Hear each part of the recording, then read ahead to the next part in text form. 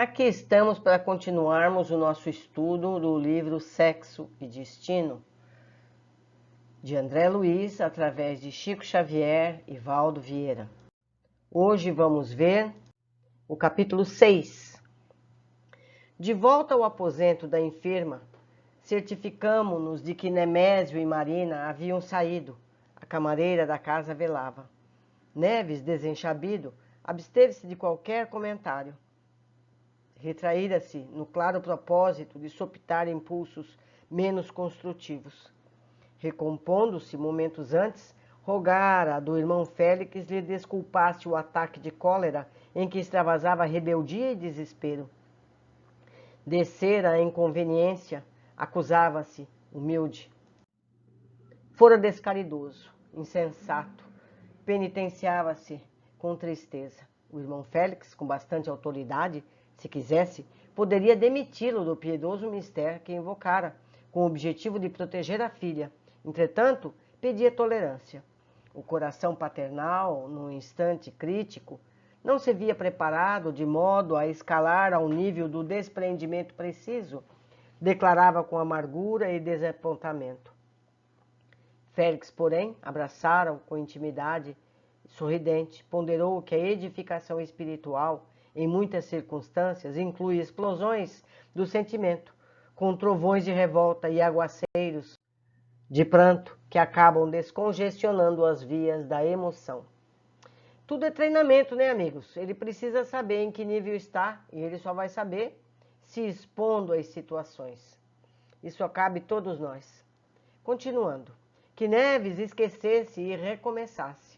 Para isso, contava com os talentos da oportunidade, do tempo. Obviamente, por isso, o sogro de Nemésio ali se achava agora, diante de nós, transformado e solícito. Por indicação do paciente amigo que nos orientava, formulou uma prece, enquanto ministrávamos socorro magnético à doente. Beatriz gemia.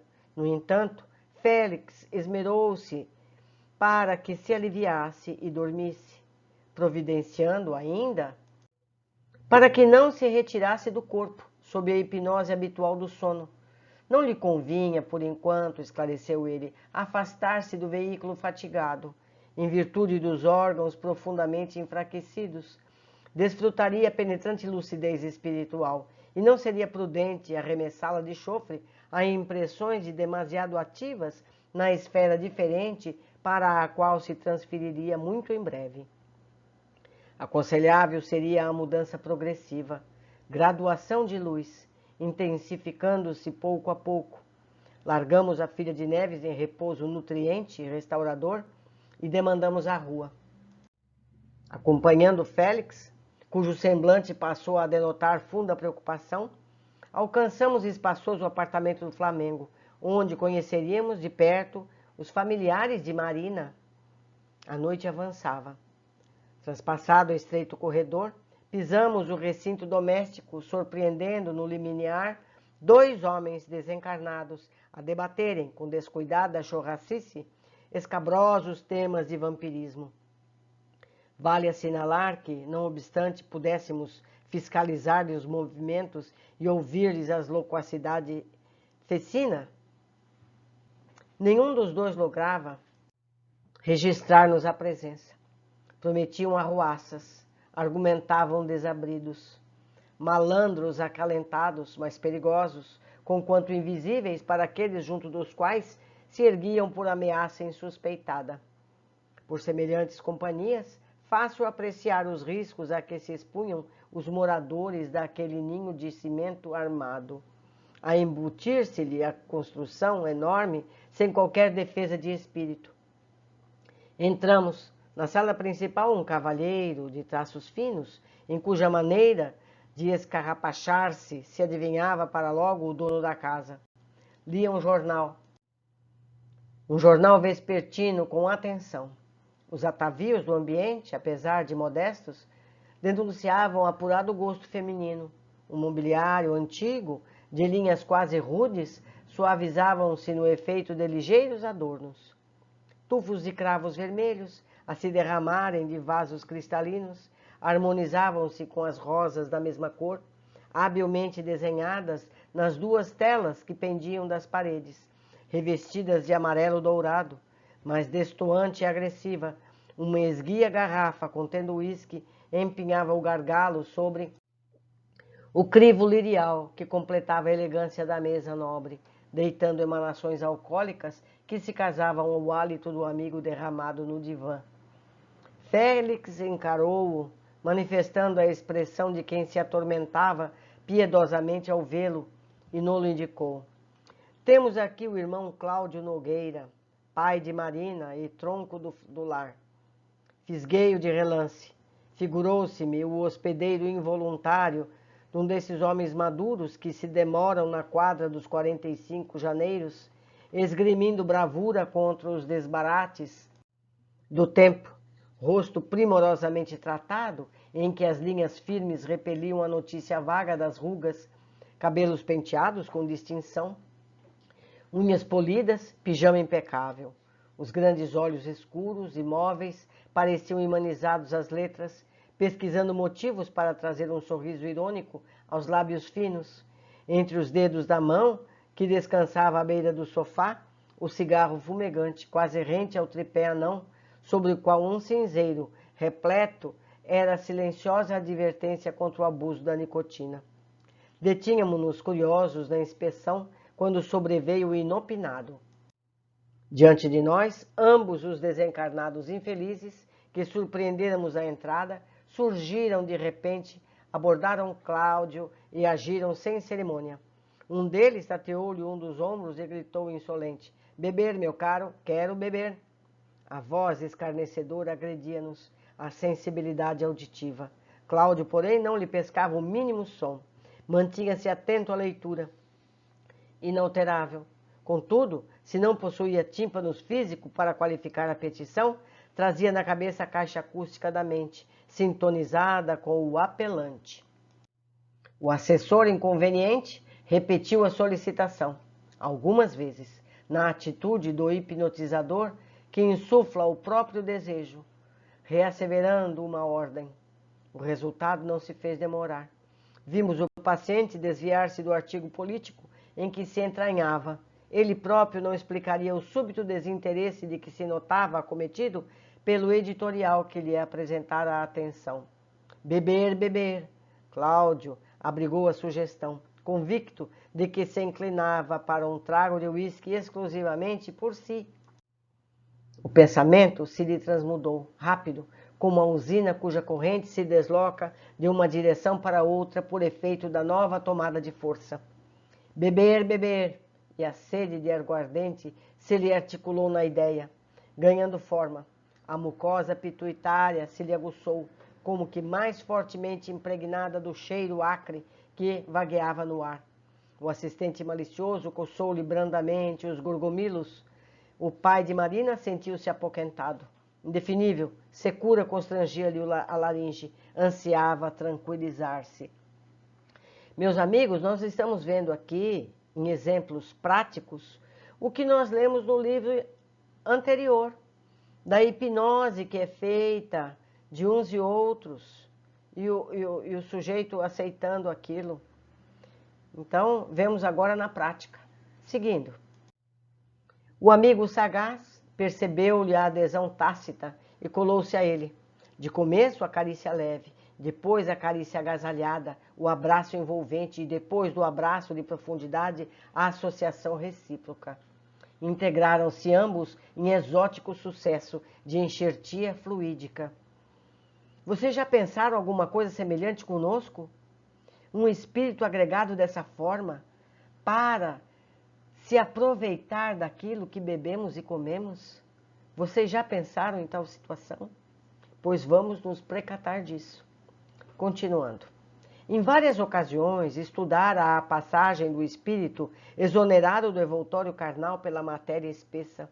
Eu mesmo, quando me afazia, de novo, ao clima da espiritualidade, após a desencarnação última, analisava impressões ao transpor maquinalmente obstáculos e barreiras terrestres, recolhendo nos exercícios feitos a sensação de quem rompe nuvens de gases condensados.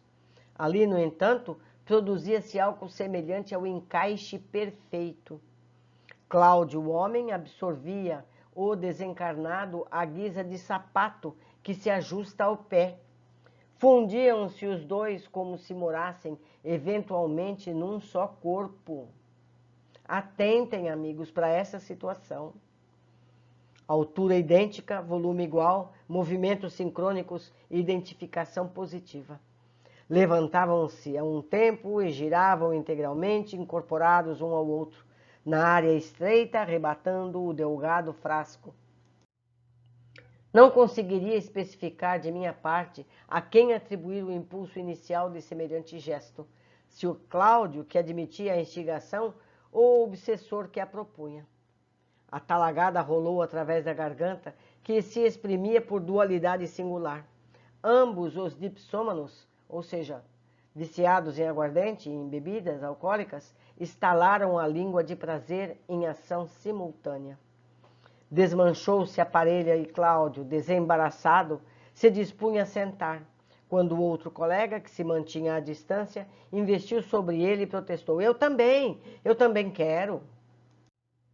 Reavivou-se-lhe o ânimo à sugestão que esmorecia, absolutamente passivo diante da incitação que o assaltava.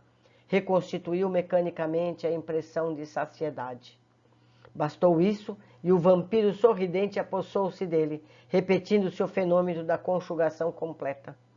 Encarnado e desencarnado, a se justaporem, duas peças conscientes reunidas em sistema irrepreensível de compensação mútua. Aberei-me de Cláudio para avaliar com imparcialidade até onde sofreria ele, mentalmente, aquele processo de fusão. Para logo convenci-me de que continuava livre, no íntimo. Não experimentava qualquer espécie de tortura a fim de render-se. Hospedava-se o outro, simplesmente. Aceitava-lhe a direção, entregava-se por deliberação própria. Nenhuma simbiose em que se destacasse por vítima. Associação implícita, mistura natural. Efetuava-se a ocorrência na base da percussão. Apelo e resposta, cordas afinadas no mesmo tom. O desencarnado aviltrava, o encarnado aplaudia. Num deles, o pedido, no outro, a concessão. Condescendendo em ilaquear os próprios sentidos, Cláudio acreditou-se insatisfeito e retrocedeu, sorvendo mais um gole. Não me furtei a conta curiosa. 2 goles para 3. Novamente desimpedido, o dono da casa estirou-se no divã e retomou o jornal. Os amigos desencarnados tornaram ao corredor de acesso, chasqueando, sarcásticos, e Neves, respeitoso, consultou sobre a responsabilidade. Como situar o problema? Se víramos Cláudio aparentemente conduzido à condição de um fantoche, como proceder na aplicação da justiça? Se ao invés de bebedice estivéssemos diante de um caso criminal? Se a garrafa de uísque fosse uma arma determinada a insultar a vida de alguém? Como decidir? A culpa seria de Cláudio, que se submetia à dos obsessores que o comandavam? O irmão Félix aclarou tranquilo. Ora, Neves, você precisa compreender que nos achamos à frente de pessoas bastante livres para decidir e suficientemente lúcidas para raciocinar. No corpo físico ou agindo fora do corpo físico, o espírito é senhor da constituição de seus atributos. Responsabilidade não é título variável. Tanto vale numa esfera quanto em outras. Cláudio e os companheiros da cena que acompanhamos são 3 consciências na mesma faixa de escolha e manifestações consequentes. Todos somos livres para sugerir ou assimilar isto ou aquilo. Se você fosse instado a compartilhar um roubo, de certo recusaria, e na hipótese de abraçar a calamidade, em são juízo, não conseguiria desculpar-se. Interrompeu-se o mentor, volvendo a refletir após momento rápido. Hipnose é tema complexo, reclamando exames e reexames de todos os ingredientes morais que lhe digam respeito. A alienação da vontade tem limites. Chamamentos campeiam em todos os caminhos. Experiências são lições e todos somos aprendizes. Aproveitar a convivência de um mestre ou seguir um malfeitor é deliberação nossa, cujos resultados colheremos. Verificando que o orientador se dava pressa em ultimar os esclarecimentos, sem mostrar o mínimo propósito de afastar as entidades vadias que pesavam no ambiente, Neves voltou à carga, no intuito louvável do aluno que aspira a completar a lição. Pediu vênia para repisar o assunto na hora.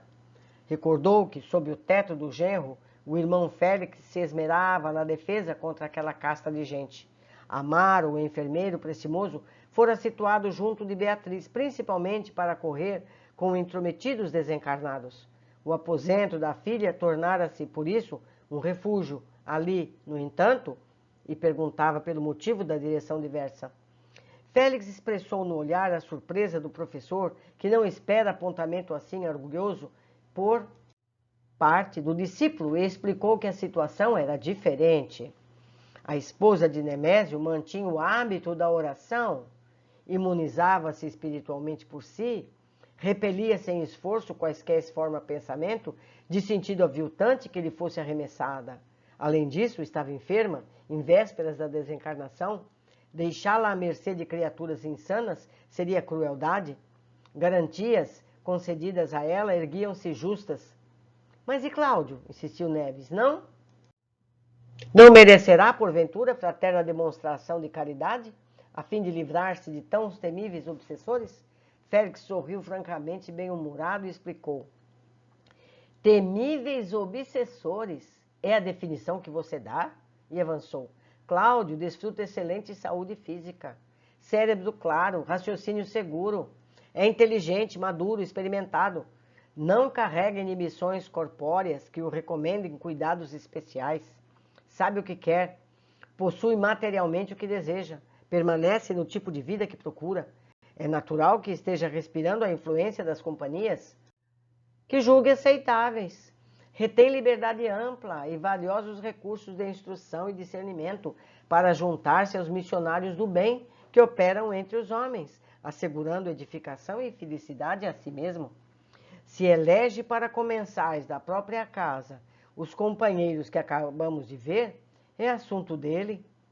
Enquanto nós arrastávamos tolhidos pela carne, não nos ocorreria a ideia de expulsar da residência alheia as pessoas que não se harmonizassem conosco.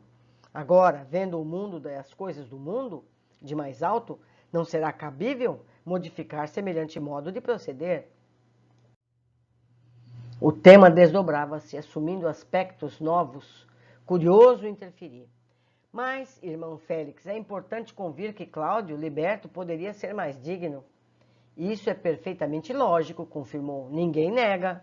E por que não dissipar de vez os laços que o prendem aos malandros que o exploram?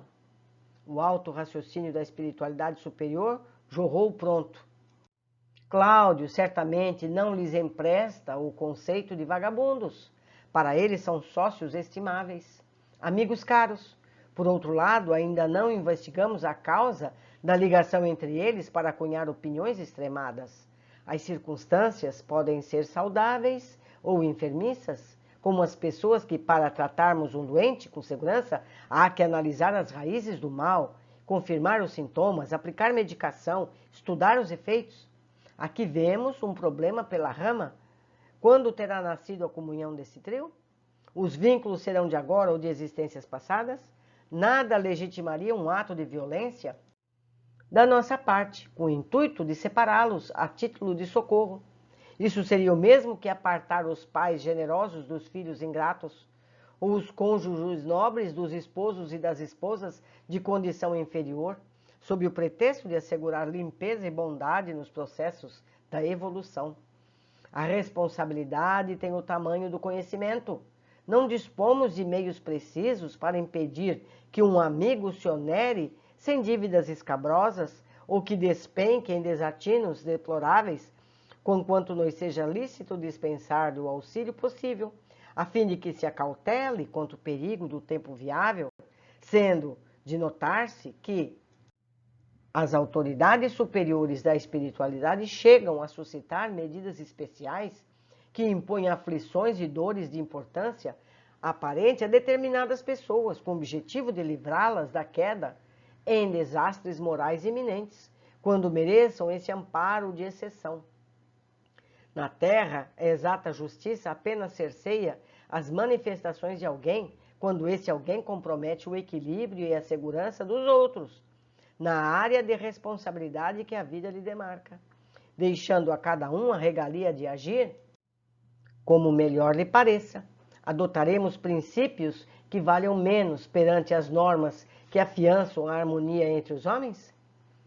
Rematando as elucidações lapidares que entretecia, o irmão Félix revestia-se de um halo brilhante. Elevados, não encontrávamos em nós senão silêncio para significar-lhe admiração ante a sabedoria e a simplicidade.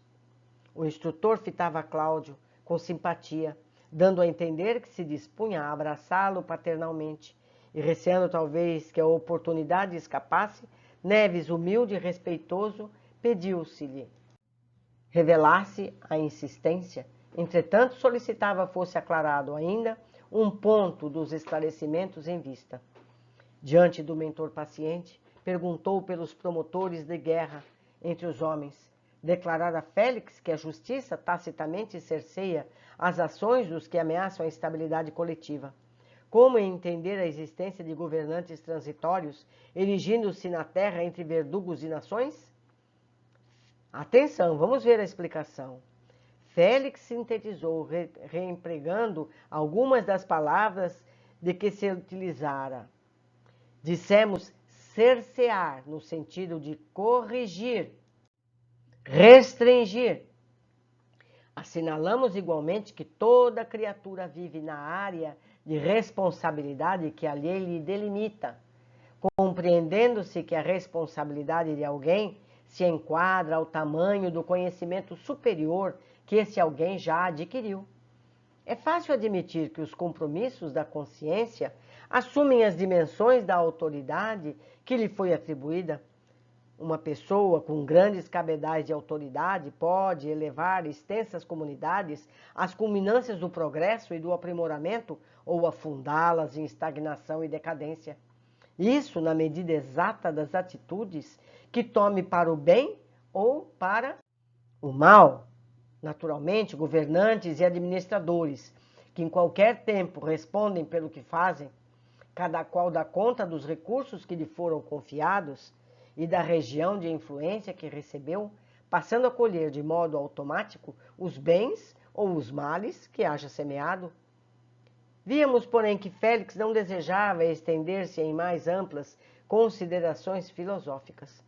Assentando no rosto a expressão de quem nos pedia transferir para depois qualquer nova interrogação, acercou-se de Cláudio, a envolvê-lo nas suaves irradiações do olhar brando e percussiente. Estabeleceu-se ligeira e doce expectativa. O benfeitor acusava-se emocionado. Parecia agora mentalmente distanciado no tempo. Acariciou a cabeleira daquele homem com quem Neves e eu, no fundo, não nos afinávamos, assim tanto, assemelhando-se médico piedoso, encorajando um doente menos simpático. Aquele momento de comoção, entretanto, foi rápido, quase imperceptível, porque o irmão Félix retornou-nos à intimidade e comentou despretensioso: quem afirmará que Cláudio amanhã não será um homem renovado para o bem, passando a educar os companheiros que o deprimem? Por que atrair contra nós a repulsão dos três, simplesmente porque se mostrem ignorantes e infelizes? E admitir-se-á, porventura, que não venhamos a necessitar uns dos outros? Existem adubos que lançam emanações extremamente desagradáveis, no entanto, asseguram a fertilidade do solo, auxiliando a planta que, a seu turno, se dispõe a auxiliar-nos. O benfeitor esboçou um gesto de quem encerrava a conversação e lembrou no gentil o trabalho em andamento. Quanta informação, meus amigos, quanta informação! Lembro mais uma vez que os textos em amarelo são cópias do original. Vamos lá. Vemos como os desencarnados assediam as pessoas com facilidade, atraímos o que projetamos de nossas mentes e vice-versa. Cláudio, o homem, absorvia o desencarnado à guisa de sapato que se ajusta ao pé. Fundiam-se os dois como se morassem eventualmente num só corpo. Bastou isso e o vampiro sorridente apossou-se dele, repetindo-se o fenômeno da conjugação completa. E nessa simbiose, o encarnado passa a ser um boneco, atendendo aos desejos do desencarnado com facilidade. Até onde temos controle de nossa vontade? Isso depende de cada um. É preciso sempre estarmos atentos às nossas motivações. Meus amigos de estudo, a quem estamos atraindo para a nossa companhia? Que tipo de pessoa nós estamos convidando a partilhar a nossa vida? Fica aí a inquirição a cada um. Seguindo, Neves questiona a assimilação dos desejos e questiona a responsabilidade do submisso, e Félix explica: todos somos livres para sugerir ou assimilar isto ou aquilo. Ou seja, as pessoas nos sugerem e somos livres para aceitar ou negar. Somos responsáveis pelos danos causados, direta ou indiretamente sugeridos. A gente vê muitos casos de pessoas que cometem crimes e dizem: eu escutei uma voz. Não importa, você escutou a voz, você pode ou não seguir, você não é obrigado a seguir, não é verdade? Então as sugestões que nos vêm à mente não precisa vir em forma de uma voz. A gente tem sempre que questionar, passar no crivo. Isso é bom, isso é certo, isso é correto, não é? Vamos continuar. Neves pergunta a razão de não expulsar os parceiros de bebida e Félix esclarece que, se elege para comensais da própria casa os companheiros que acabamos de ver, é assunto dele. Cláudio escolhe o que prefere e no futuro deve arcar com as consequências de suas escolhas. E nós também com as nossas escolhas. Não é verdade? O que estamos escolhendo? Como estamos agindo? O que estamos pensando? Não é verdade? Deixo aqui mais uma vez o meu e-mail, o meu contato, para que vocês me ajudem a entender todas essas lições de uma forma mais profunda. Afinal, estamos num estudo em grupo. Foi uma alegria muito grande estar aqui com vocês e eu espero a todos no próximo encontro.